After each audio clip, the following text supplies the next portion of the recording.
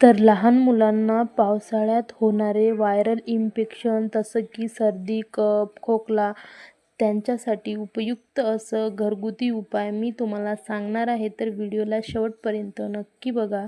तर आपल्याला 5 असे लवंग घ्यायची आहे आणि 5 अशी काळी मिरी घ्यायची आहे आणि त्यांना ताव्यावरती मस्त असं भाजून घ्यायचं आहे.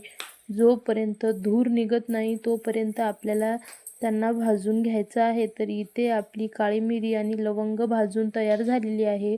तर त्यांना आपल्याला बारीक असं वाटून घ्यायचं आहे.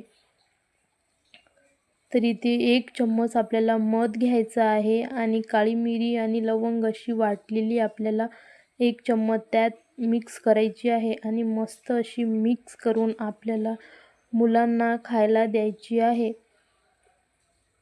तर हे आपल्या मुलांचे सर्दी, कफ, खोकला सगळ्यामध्ये उपयुक्त अशी ठरणार आहे. तर अशीच नवनवीन टिप्ससाठी माझ्या चॅनलला लाईक, शेअर, सबस्क्राईब करायला विसरू नका. तर आणखी मी असेच तुम्हाला नवनवीन टिप्स आणत राहील. तर आजच्यासाठी एवढंच. तर भेटूया नेक्स्ट व्हिडिओमध्ये. तर बाय.